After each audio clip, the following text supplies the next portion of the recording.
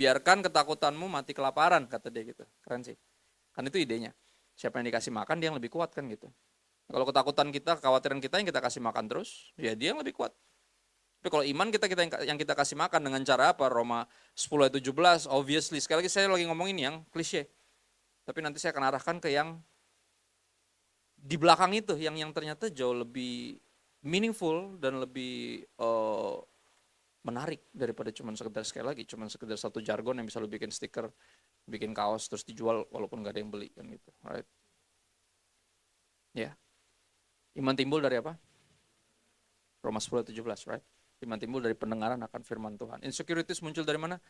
Dari bacain kolom komen. Right? Jadi terserah lu mau pilih mana. Lu mau renungin firman Tuhan atau mau bacain kolom komen. Terserah. Lu mau dengerin apa kata orang, apa kata diri lu sendiri tentang lu, atau apa kata setan tentang lu, atau apa kata Tuhan tentang lu. Atau lebih tepatnya apa kata Tuhan tentang dia. Tentang dia. Ya. Nah ini yang lebih dalamnya lagi kita masuk ke sini. Kita Kisah Rasul 18 ayat 9 sampai 10 perenungan kita di 9, 10, 2 ayat ini. Jadi 2 ayat ini Kisah Rasul 18 ayat 9 sampai 10. Katakan demikian, pada suatu malam berfirmanlah Tuhan kepada Paulus di dalam suatu penglihatan innovation. Jangan takut. Teruslah memberitakan firman dan jangan diam. Jadi kenapa kita diharapkan ya, dan akan dibuat untuk jadi berani? Karena kita punya tugas.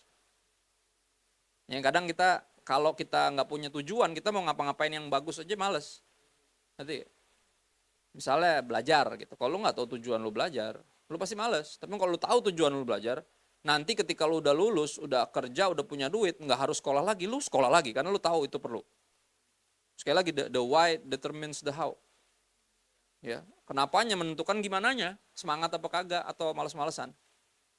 Ya, anak gue lagi di fase kelas 2 SMP lagi bertanya, kenapa sih kita mesti sekolah?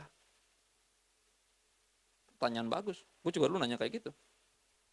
Ya, jawaban singkatnya yang paling straightforwardnya adalah biar nggak bego. Gitu aja. Dan yes, mumpung bisa sekolah, karena nggak semua orang bisa sekolah. Ya, tapi kita bisa belajar sendiri dari YouTube. Nice. Pemikiran yang baik. Gue juga dulu mikir gitu. Ya ngapain gue mesti sekolah di kafe kalau ada Canva? Right? True story. Gue pas pertama ngeliat Canva kayak, I hate it so much. Gue bilang, dang it. Kan gitu. Kenapa dia gak muncul berapa tahun yang lalu? Pas gue lagi kuliah. Jadi gue gak usah kuliah. Right? Semua orang bisa bikin poster sekarang. Nobody needs designer graphic. Right? Enggak, banyak ya masih. Gue masih perlu. Apa yang gue kuliahin masih gue dapat sampai sekarang. Gue masih bikin quotes gue sendiri. Semuanya bikin gue sendiri karena hasil dari kuliah itu. Ya, teman gue kalau bikin desain, bro bagusan yang mana? Gue bisa kasih tahu bagusan ini kenapa. Gue bisa jelasin kenapa. Karena kuliah. Ya walaupun sekali lagi bisa shortcut, nggak usah pinter-pinter amat, bisa tanya ChatGPT, right? Cuma kan nanti nggak lucu kalau anak lu nanya nih, papa ini gimana pekerjaan soal ini? Aduh, tanya mama deh kan gitu. Ya karena bapaknya nggak bener sekolahnya kan. Ya nanya mama deh kan gitu. Nanya mama mulu, masa gini aja papa nggak bisa? Anak lu ngomong gitu lu jawab apa? Ayo, itu anak gua ngomong gitu. Nanya mama terus, papa lu nggak belajar? Nggak sekolah dulu? Digituin gue mati nggak lo? Tapi di situ ketika lu menyadari pentingnya, lu akan baru bersemangat untuk mengupayakannya. Ingat, jelas kita harus jadi berani. Kenapa? Karena tujuannya di situ. Jangan takut kata Tuhan. Jangan diam, teruslah beritakan firman. I want you, I need you to be brave. Karena ada tujuan dari lu untuk lu berani. Kalau lu takut, kacau semuanya. Kalau lu takut akan ada yang jadi victims, akan jadi banyak-banyak korban berjatuhan gara-gara kepengecutan lu. Jangan takut, teruslah beritakan firman dan jangan diam. Yang pertama kita harus jadi berani. Kenapa? Karena kita harus beritain firman. Kita Kisah Rasul 4 ayat 13 dan 29. Kisah Rasul 4 ayat 13 dan 29. Right? Ketika sidang itu melihat keberanian Petrus dan Yohanes dan mengetahui bahwa keduanya orang biasa yang gak terpelajar. Bukan STH. Right? Bukan siapa-siapa. Gak pinter-pinter amat. Ya, maka apa? Heranlah mereka. Kok bisa? Karena sidang agama ini orang-orang pintar, ahli-ahli Taurat, orang-orang yang beraninya karena mereka pintar. Ya, mereka punya yang diperlukan. Tapi mereka bingung kok bisa dua orang ini nggak terpelajar secara teologis, tapi berani amat gitu loh. Dan akhirnya mereka menyadari, mereka mengenal keduanya sebagai pengikut Yesus. New Living Translation tuliskan, they also recognize them as men who had been with Jesus. Lu mau tahu sumber keberanian kita terletak di mana? We had been with Jesus. Kita udah ngalamin dia. Nggak terlalu banyak tahu ayat, tapi ini yang gue tahu. Tuhan itu nyata. Kalau nggak ada, gue nggak ada di sini. Ya, I am here because of your grace. I am here because of your love, Lord Jesus. I am so thankful for your grace abounds in me. Right? Orang kalau udah ngalamin Tuhan, nggak ada yang bisa ngalahin debat. Yang ada juga ketika argumennya datang diketawain sama dia. Ya, apa? Mujizat nggak ada. Man, you don't know peep about what you're talking about. Kalau nggak ada mujizat nggak ada gue di sini. Ngomong apa lu? Right? Ya, nyokap gue sebelum jadi pengikut Kristus dulu, karena nenek gue itu penginjil married sama tentara yang bukan Kristen, right? Sampai umur 17 nyokap gue tanya lu agama apa, dia bilang Islam. Nggak tahu mau pilih yang mana. Karena dua-duanya meyakinkan, dua-duanya semangat. Yang satu bukan cuman Islam, tapi setiap malam Jumat mandiin keris. Yang satunya setiap hari ngusir setan. Bingung kan? Yang satunya ngundang setan, yang satunya ngusir setan. Itu udah ketika terang sama gelap bersatu. That's what happens. Confusion. Itu yang terjadi. Nyokap gue adalah produk dari kebingungan. Kalau tanya apa agama lu, ke Islam. Sampai satu hari, jadi gini, di rumah kita dulu, di rumah mama, yang gue sempat waktu awal kecil sempat tinggal di situ, tempatnya oma itu ada buka kos-kosan putri buat perempuan. Ya, ada beberapa kamar di atas dijadiin kos-kosan. Nah, suatu waktu di pagi-pagi dia nyamperin salah satu anak kosnya, terus dia bilang kayak gini, kamu tahu kan yang kamu lakukan itu nggak benar. Jadi dia berbicara kepada seorang perempuan yang kayaknya wirausaha ini, seorang yang business women yang tampilannya sangat-sangat parlente dengan mobil yang bagus, ditembak langsung. Lu tahu kan yang lu lakukan nggak benar? Apa maksudnya? Ya, terus dia kasih tahu, gue tahu lu simpanan pejabat kan. Kaget ya. Siapa yang kasih tahu? Nenek gue bilang Roh Kudus. Dan akhirnya orang ini bukan cuma keluar, tapi apa? Bete. Ketahuan, terancam, ya dong. Akhirnya dia kirim apa? Santet. Mau bunuh nenek gue. Ya dong, kalau ketahuan dia simpanan pejabat gawat dong. Bukan hanya sumber penghasilannya bisa dimacam-macamin, bisa dijahatin lagi sama istrinya yang pejabatnya. Terancam dia. Kalau nenek gue cuma tegur biasa, untuk dia bertobat, nggak ada urusan lain-lain, nggak punya tujuan yang lain-lain, nggak ada. Gue nggak mau ngaduin ke siapa-siapa. I want you to stop it. You know this is wrong, right? Lu tau kan ini salah. Because of love, dia tegur itu. Bukan karena yang lain. Tapi kan kebenaran akan selalu terdengar sebagai ujaran kebencian bagi yang benci kebenaran, right? Ya kak? Truth always sounds like hate speech for those who hate the truth. Dan akhirnya santet lah yang dikirim. Bukan cuma dia keluar dari kos, yang adalah pemasukan berkurang dong. Ini kan ini salah satu yang paling kaya, yang paling solid, yang paling gak pernah menunggak. Malah bayarnya setahun lebih awal. Ya suka bawa ini, suka bawa itu. Karena ya simpanan pejabat, duitnya kenceng kan. Kehilangan pemasukan bukan cuma itu, dikirim santet. Mau dibunuh nenek gue, gila gak? Ya akhirnya santetnya gak bisa ke nenek gue lah. Ya dong, kuat dalam doa. Nenek gue tuh gini, kalau gue lagi mau tidur, dia lagi doa. Gue bangun, dia masih doa. Gue bingung kapan dia tidurnya. Itu nenek gue. Tiap hari ada orang yang kerasukan setan dibawa ke rumah, nenek gue usir. Exorcism every single day in my house dulu. Kita bisa sekolah minggu di hari-hari Selasa, Kamis, random. Karena kalau orang datang diusir setan pasti maki-maki, anak kecil nggak boleh dengar. Oh yuk kita nyanyi yuk, masuk. Dalam nama Yesus, dalam nama. Ada kemana? Bersikarakan, tuk, gitu. Gue nggak ngerti, tapi karena gue paling gede, kita ngapain sih selalu random gini tiap kali sekolah minggu kan masih hari Minggu. Kenapa kita mesti nyanyi? Ternyata di luar lagi terjadi. Siapa nama kamu? Siapa nama lo? Gitu. Lagi begitu. Lagi gitu di luar tuh gitu. Maki-maki. Wah. Ternyata gitu guys di luar. Dan itu tiap hari loh. Jadi gue kalau nonton film horor tuh bawaannya mual. Kenapa? Karena geli. Tahu nggak lo? Setan tuh digambarin tuh serem gitu. Enggak. Lebih serem nenek gua. Bener, setan aja takut sama nenek gue. Dibentak-bentak bener dari awal. Siapa? Siapa lihat sini? Siapa nama lo? Digituin sama nenek gue. Gue bilang aja. Siapa nama? Iya, bukan kamu kata nenek gue. Lihat gue aja yang megangin aja suka takut gue mama nenek gue. Gue bilang gile. Ini lebay kalau di film-film tuh setan menakutkan itu enggak. Ya tunduklah kepada Allah, lawanlah iblis maka ia akan lari daripadamu. Idenya adalah setan mestinya takut sama lu. Lari itu gestur takut. Kenapa kalau lu tunduk sama Tuhan? Tapi pertanyaan, tunduk sama Tuhan nggak? Dan itu yang terjadi, nenek gue tunduk sama Tuhan. Akhirnya apa? Setannya nggak bisa ke situ, nggak bisa ke nenek gue. Mentalnya kemana tebak? Mau ke kakek gue mana bisa? Kakek gue biasa ngirim santet. Orangnya mandiin keris tiap Kamis malam. Ya, jadi kalau kakek gue, ngapain lu di sini? Lu ngapain di sini? Lah, gue mau bunuh bini lu, nggak mungkin kan? Setannya nggak mau ngomong gitu. Hopengnya setan, lu bayangin tuh. Satu yang ngusir setan, satu ngundang setan. Gokil kan? Itulah keluarganya. Akhirnya mentalnya kemana tebak? Nyokap gue. Di umur 17 itu. Dia lagi tidur bareng kakaknya. Kakaknya tidur lelap, dia ngerasa gerah banget. Jadi bingung, kayak kok gerah sekali padahal kipas angin nyala. Akhirnya dia arahin kipas angin ke badannya walaupun bisa masuk angin. Tapi dia bingung, kakaknya baik-baik aja tuh gak keringetan. Dia tuh kayak, kenapa sih gerah banget gitu. Bener-bener gerah yang kayak panas gitu. Akhirnya ya itu dia, berdirilah makhluk 3 meter itu. Bulu semua, matanya api menjulur keluar kayak dari tungku tuh yang keluar gitu. Taring panjang biasanya.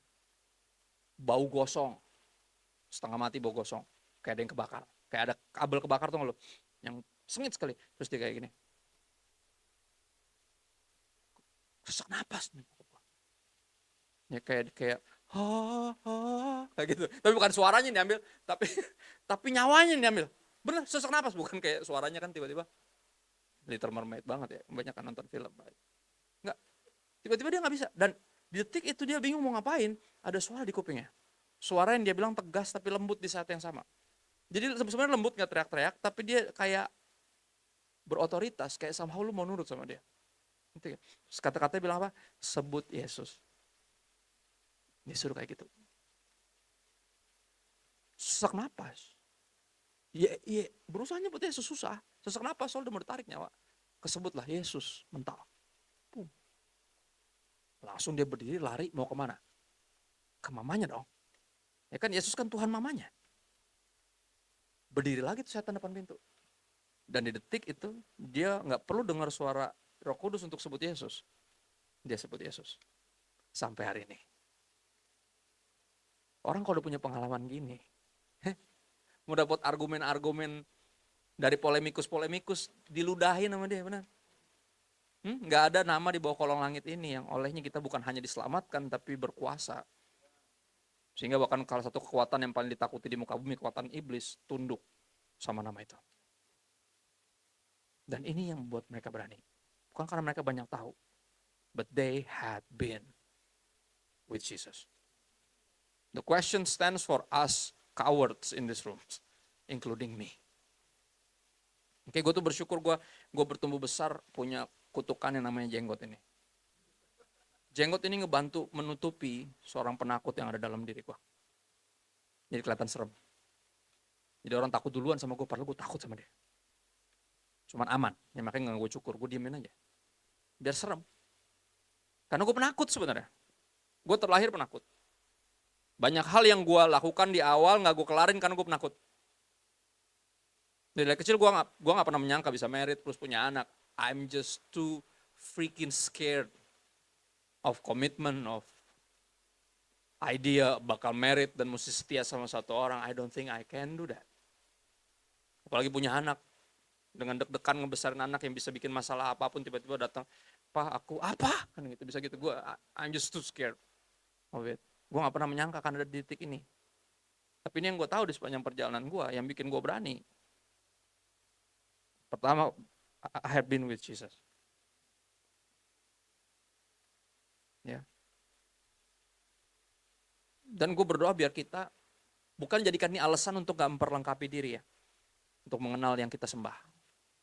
Ya, banyak kali pertanyaan orang yang sulit itu kayaknya mau menjatuhkan kita, sebenarnya bukan. Bukan mau menjatuhkan lo, tapi mau membuat lo bener-bener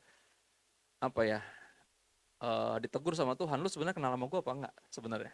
Makanya orang itu nanya aneh-aneh ke lo. Karena menguji lu sebenarnya kenal apa enggak. Kalau lu gak bisa jawab, jangan-jangan lu gak kenal. Berarti lu cuma fanatik doang sama gue. Lu gak sungguh-sungguh kenal sama gue. Kalau lu kenal, lu bisa memperkenalkan. Gue ulang, kalau lu kenal beneran sama gue, lu bisa memperkenalkan, gak usah DM ke Kristo. Ya kan? If you have been with Jesus, lu bisa ceritain ini. Ya. Dan semua perdebatan bungkam ketika nyokap gue ceritain kisah yang tadi. Langsung diam, dia mau ngapain. Lu udah ngalamin sendiri kuasa dari dalam nama Yesus itu. Right? Ayat 29, langsung loncat. Ini yang mereka katakan. Kenyataannya coba lihat. Dan sekarang ya Tuhan, lihatlah bagaimana mereka mengancam kami. Mereka ditangkap di sidang agama, mau diapain? Diancam, jangan lagi lu beritain tentang Yesus. Awas loh. Sekarang kita siksa dulu, ntar kita lepas. Kalau lu macam-macamnya kita tangkap, masukin penjara. Dan bisa dihukum mati. Awas lu ngomong lagi tentang nama Yesus. Dan ini yang mereka bilang sama Tuhan. Tuhan, lihatlah bagaimana mereka mengancam kami dan berikanlah kepada hamba-hambamu keberanian. Untuk apaan? Memberitakan firman-Mu. Jadi sebenarnya mereka punya keberanian enggak? No. Ada fear di situ. Mereka takut. Maka mereka minta apa? Keberanian. To do what we have to do. Untuk memberitakan kebenaran. Makanya Rasul Paulus Tuhan samperin kan, dia bilang itu jangan diam, jangan takut, jangan diam, terus beritain firman. Keberanian kita diperlukan.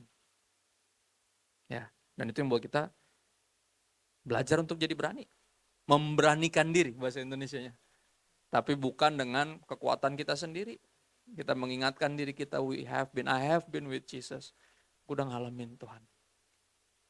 Dan dia di pihak gue, mesti gue gak perlu takut. Gue ada sampai hari ini karena dia. Bukan karena gue. Ya. 1 Tesalonika 2 ayat 2. 1 Tesalonika 2 ayat 2, tapi sungguh pun kami sebelumnya, seperti kamu tahu, telah dianiaya dan dihina di Filipi. Kita udah pernah dirusuin gara-gara beritain Yesus. Namun dengan apa? Namun dengan pertolongan Allah kita, kami beroleh keberanian untuk memberitakan Injil Allah kepada kamu dalam perjuangan yang berat. Our strength is from Him. Bukan karena kemampuan ini, apa yang kita tahu. Tapi siapa yang kita kenal. Siapa yang had been with us all these times. Rasul Paulus lo ngomong gini, orang yang bilang bagiku hidup adalah Kristus, mati adalah keuntungan. Orang yang gak takut mati, masih terus berdoa, give us courage, bravery, yang dari surga. Untuk apa? Memberitakan Injil Allah. Sekali lagi ada tujuannya soalnya.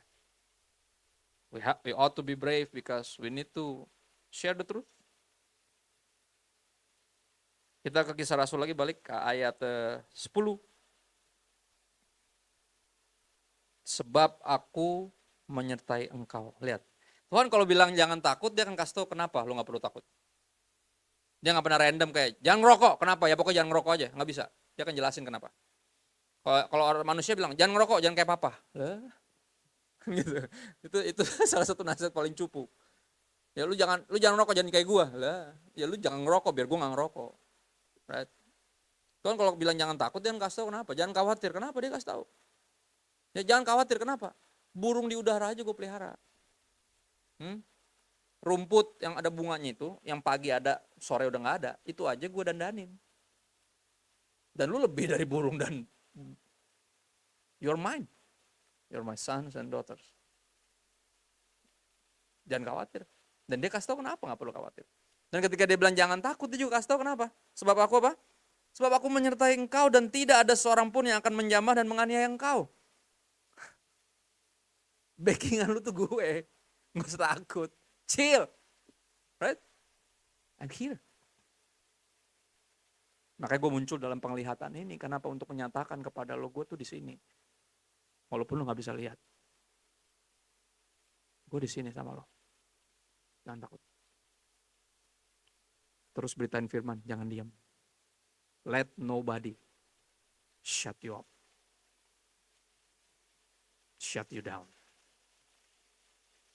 Jangan biarin siapapun bikin lo diam, membungkam lo. Jangan. Dan yang paling sering bikin kita diam apa? Ketakutan kita sendiri. Keegoisan kita sendiri.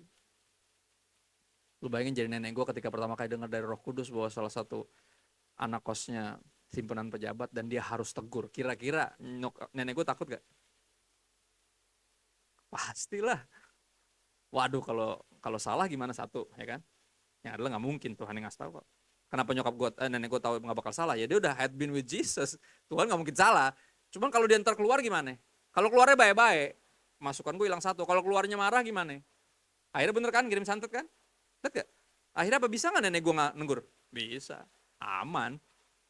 Ya dong, business as usual. Cuman satu, nenek gue nggak taat. Dua, perempuan ini binasa kalau nenek gue nggak berani. Dan ini yang Tuhan bilang. Ya, kita ke Matius dulu, Matius 28 ayat 19 sampai 20, amanat agung.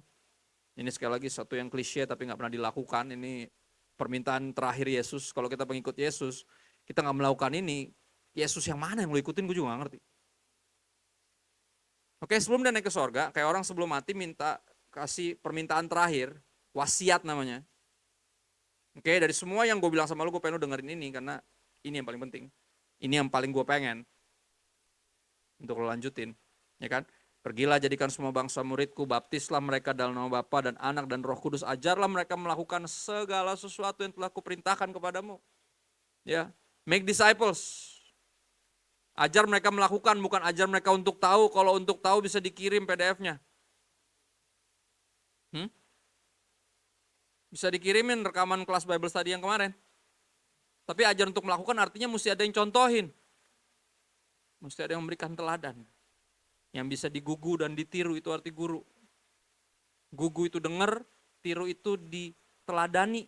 Itu guru. Jadi kita disuruh jadi guru. Menghidupi yang diperintahkan sama Yesus. Dan ajak orang-orang lain untuk melakukan hal yang sama. Ya. Dan ketahuilah aku menyertai kamu senantiasa sampai pada akhir zaman. Kita suka yang ini. I will be with you always till the end of time. Dengan suara Optimus Prime. Right? Tapi berapa banyak yang tahu bahwa janji di ujung itu hanya berlaku buat yang taat sama perintah yang di depan. Ya, dan ini kenyataannya. Ini bahasa Yunaninya itu cengli.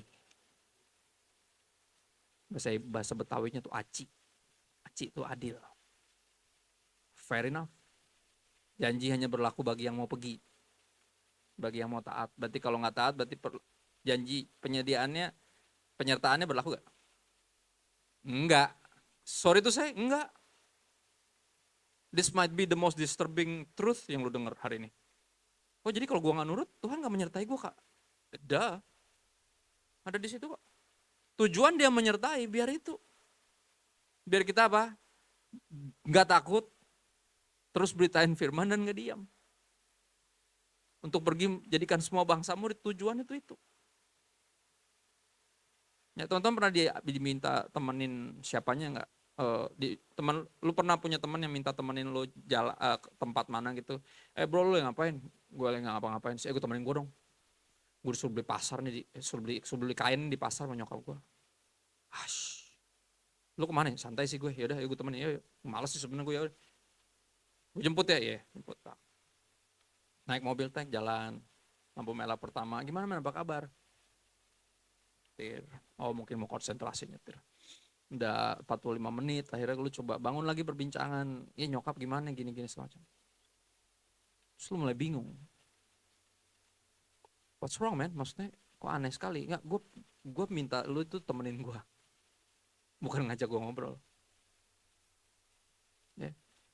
Gue minta lu tuh temenin gue. I don't give a peep about whatever happens in your life. Perasaan lu, bodo amat. Gue cuma pengen lu temenin gue. Pernah gak digituin? Pasti gak pernah. Ketika ada yang nemenin lu, pasti dia akan ngomong. Dia akan cerita. Dia akan kasih tau bahkan apa yang lagi dia gumulin. Apa yang dia perlu. Apa yang dia mau. Apa yang dia rindukan. Same thing with God. Lu gak bisa cuma mau penyertaannya dia doang. Dia gak ada cuma biar nemenin lu, biar lu gak kesepian. No. Dia akan ungkapkan isi hatinya. Dia akan kasih tau lu semua yang dia rindukan, yang dia concern. Ya kayak salah satu lagu favorit gue, judulnya Hosanna. Ada lirik itu. Break my heart for what breaks yours. Itu lirik itu gila sih. Dan itu yang terjadi ketika dia menyertai lo. Dia akan ceritain. Salah satu yang bikin gue capek jadi pendeta, lo mau tau apa? Dengerin curhatnya Tuhan. Betapa sakit hatinya dia. Atas tingkah laku anak-anaknya yang udah ditebus sama dia. Kalimatnya gini, ini kalimat paling menyakitkan yang pernah gue dengar. Gue tuh kurang apa sih, Tok? Kurang baik apa gue sama dia? Gue udah kasih semua yang bisa gue kasih, termasuk nyawa gue sendiri. Gue udah mati buat dia. Apa yang kurang untuk dia bisa percaya sama gue? Nah, kalau dapat curhatan kayak gitu gimana rasanya? Dan gue bisa jawab, gue gak tahu. Lu udah lakuin semuanya, gue gak tahu. Dan apa yang akan lu lakukan? Untuk meyakinkan mereka bahwa gue udah melakukan all the things that needs to be done for them to trust in me and be brave. Right? Itu hamba Tuhan.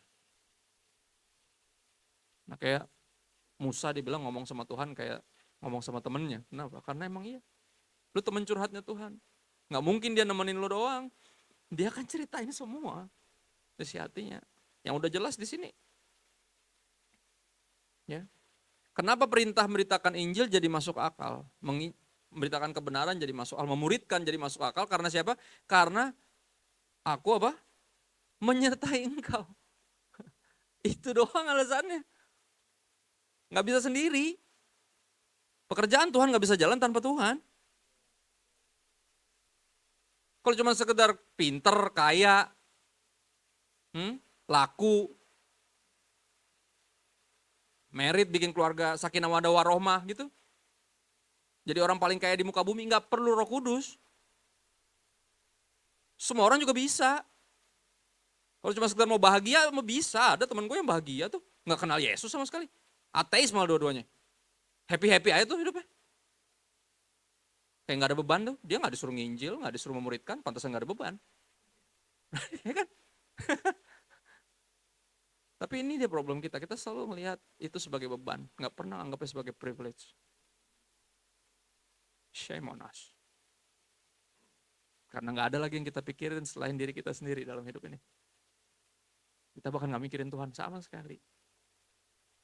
Dan itu sumber ketakutan kita.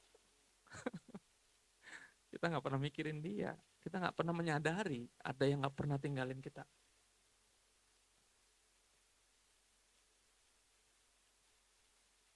Kisah Rasul 14 ayat 3.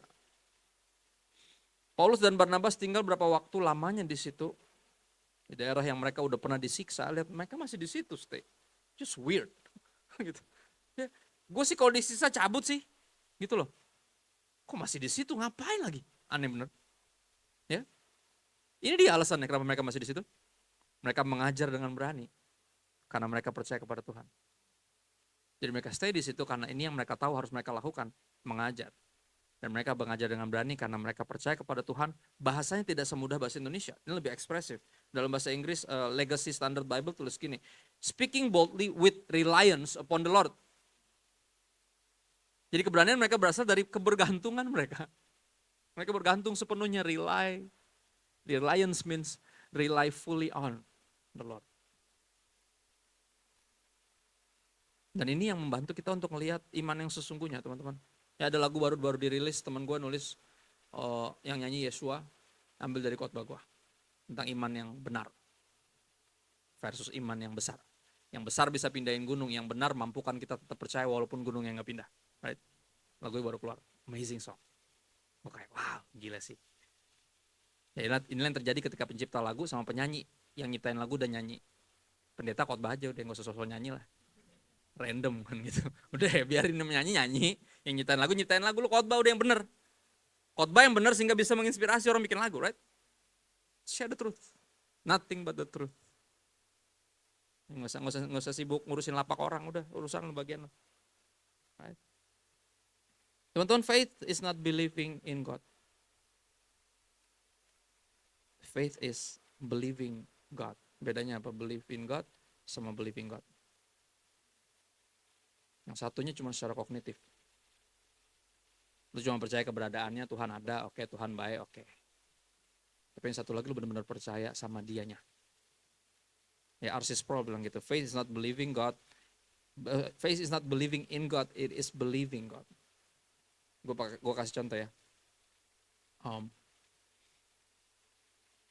Kalau lu cuma percaya sama keberadaan Tuhan, ketika things not go your way, atau kalau sepatu gue tulis, when shit happens, right?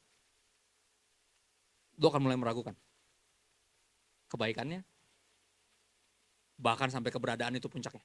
Kalau Tuhan ada, kenapa? Kayak gini. Lihat, karena lu cuma percaya in God, bukan percaya dia. Tapi kalau percaya dia, bahkan ketika aku harus berjalan dalam lembah kekelaman. Oke, ketika dia bawa gue lewat rute situ, padahal kan bisa lewat rute yang lain. Karena kalau gue lihat di Waze, nggak mesti lewat sini, bisa lewat tempat lain. Yang mungkin gak seserem ini. Tapi kenapa dia bawa gue melalui sini? Walaupun mata gue gak bisa lihat, tapi hatiku percaya. Gue percaya sama, bener-bener percaya sama pribadinya. Ini pasti ada maksudnya dia bawa gue lewat sini. Walaupun dia bisa bawa gue muter lewat tempat yang lain. Tapi kenapa? Kenapa dia bawa gue dalam lembah kekelaman, melalui lembah kekelaman, kenapa? Karena di lembah kekelaman, intimacy meningkat. Bener gak? Yang suka ngajak pacar nonton film horor. Ya kan kalau lagi nonton film horor dibanding film action, lebih mesra film horor. Ih, takut langsung peluk. Makin takut makin kencang peluknya. Bagus. Oke, minggu depan kita nonton lagi. Lebih erat. Ya banyak yang mengira kalau kita kena masalah kita jadi jauh dari Tuhan, salah.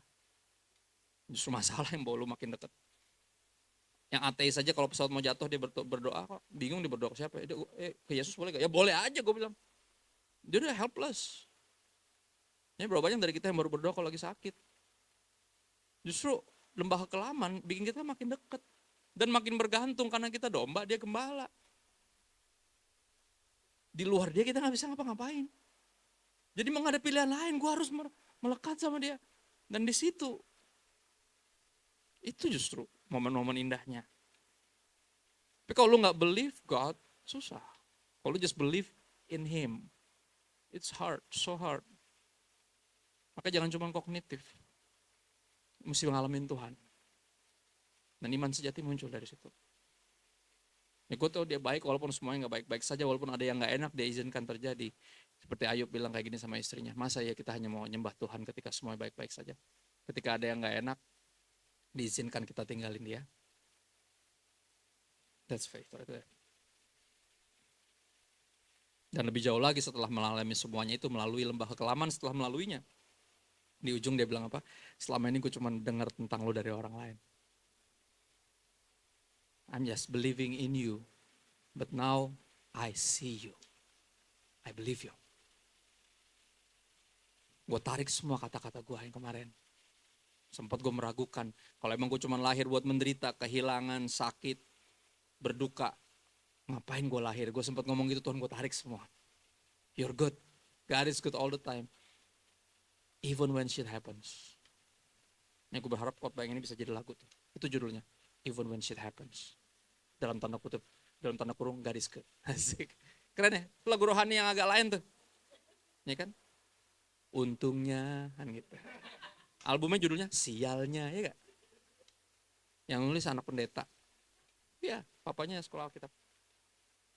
Kemarin dosen gue mention dia di kelas, ada lirik lagunya, terus gue mention, gue posting. Follow dia, follow gue. Berarti benar. Right.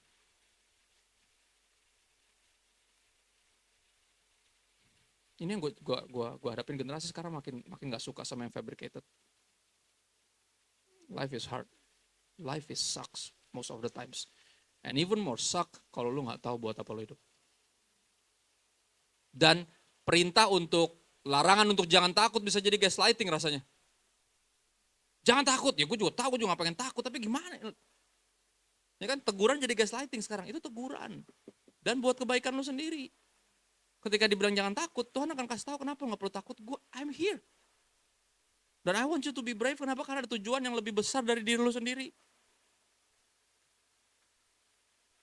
Ya. Dan yang dikatakan di situ ayatnya bilang, dan Tuhan menguatkan berita tentang kasih karunia-Nya dengan mengaruniakan kepada mereka kuasa untuk mengadakan tanda-tanda dan mujizat. Lihat, ini bukan sesuatu yang mesti kita kejar, ini sesuatu yang ditambahkan. Kalau emang kita memutuskan untuk berani karena Tuhan beserta dengan kita, apa yang kita beritakan diberi tambahan kayak konfirmasi dengan apa yang kita bisa lakukan oleh kuasa Tuhan. Bukan karena mereka sakti, no. Tapi Tuhan sendiri yang memberikan kekuatan kuasa itu sehingga mereka ketika beritain kebenaran orang susah percaya, tiba-tiba yang sakit sembuh. Bukan karena mereka sakti, Tuhan yang nambahin itu hanya biar mereka bisa percaya, orang-orang ini bisa percaya sama yang dibilang. Ya.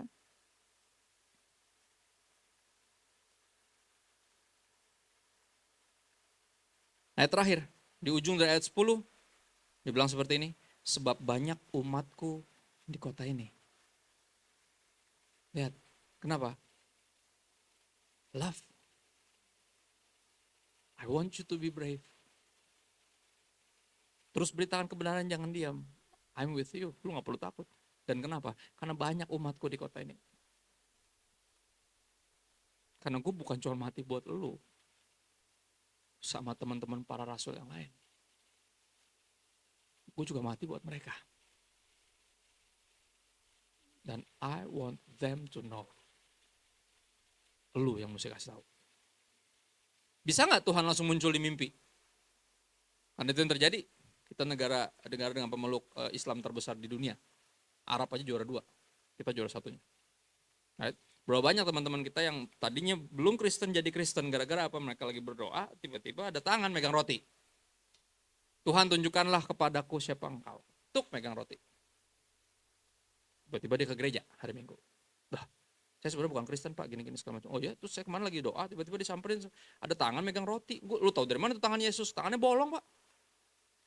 Ya juga. Yang salah satu yang gue bersyukur ketika dia bangkit dari kematian, bekas lukanya disisain. Untuk jadi pengingat buat siapa? Bukan buat dia. Dia memang membuang dosa kita sejauh timur dari barat. Tiada dia perhitungkan, tiada dia ingat lagi. Enggak, bekas lukanya ada biar kita ingat. Dan biar kita bisa mengenali dia nanti di sorga. Kalau enggak lu bingung, udah keburu sungkem, enggak taunya Petrus. Lu kira Yesus kan? Mukanya sama semua, jenggotan gondrong, gimana? Coba bingung kan? Bedanya ada apa? Ada bekas.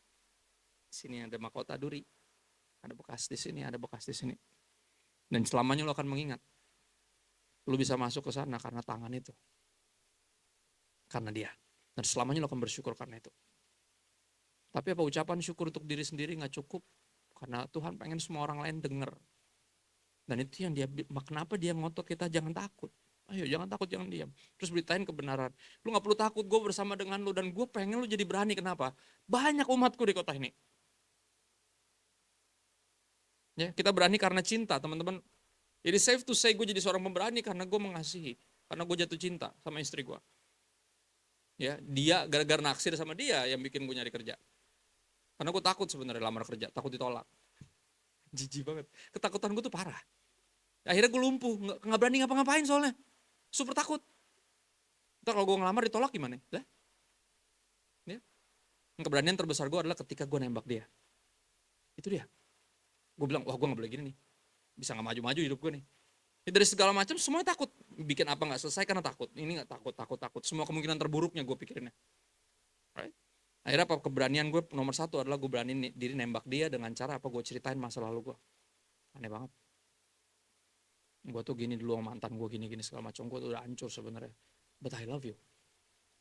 Ada gak kemungkinan lu mau jadi pacar gue? Ditolak. Ya iyalah. Mana ada orang ngelamar kerja portfolio buruknya diceritain semua. Ayo. Yang bagus-bagus dimasukin, bener gak? Ya dong. Sampai lomba makan kerupuk dimasukin. Juara. Mana ada diceritain waktu baru kerja seminggu di Indomaret, lalu berantem sama tukang parkir terus dikeluarin. Gak mungkin diceritain yang itu.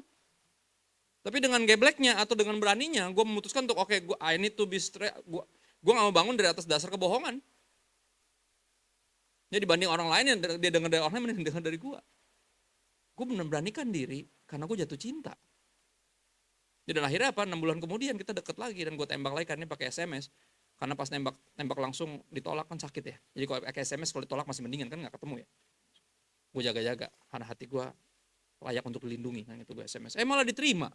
Right? Sampai hari ini the rest is history, 14 tahun menikah. Ya 3 tahun pacaran, 2 tahun temenan. Dan dikaruniai 3 orang anak. Semua yang gue lakukan sekarang.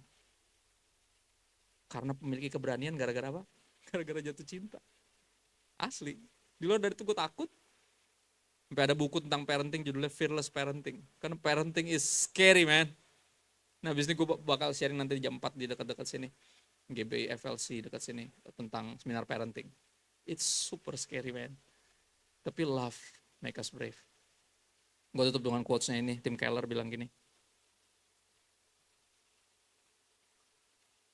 There is no truth without love. Because gospel truth always creates love. There is no real love without truth. Because real love always want the truth for those we love or you love. Ingat keberanian kita untuk memberitakan kebenaran. Berasal dari apa? Kasih kita kepada mereka. Segala resiko akan kita ambil. Kalau dia nggak terima Yesus, pertemanan kita berakhir. Dan kita kesepian. Tapi we take that chance. Kenapa?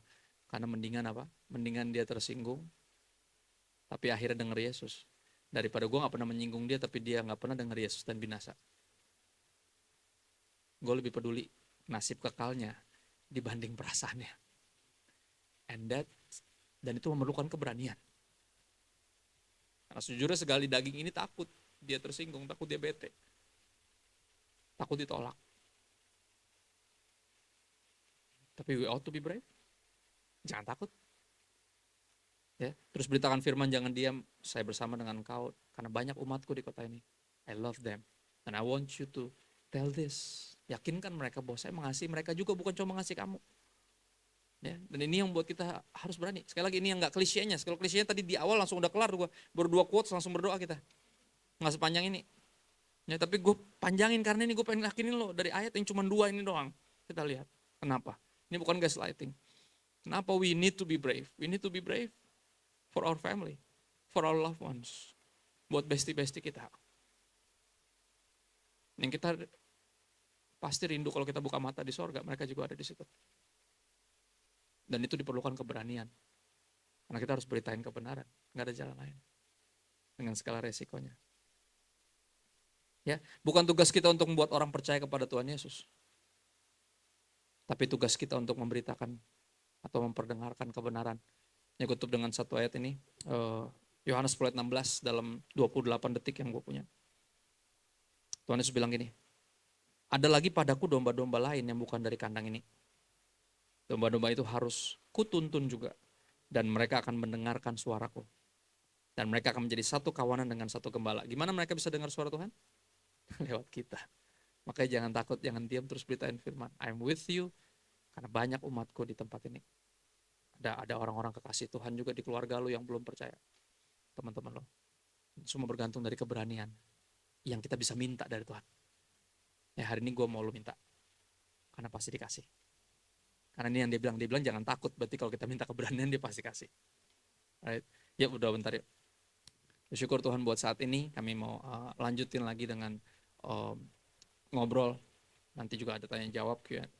Question and answer, kami berdoa biar semuanya bisa helpful bagi setiap kami yang hadir saat ini. Karena kami percaya cuman Tuhan yang bisa buat kami jadi berani. You make me brave. Dan itu yang kami rindukan.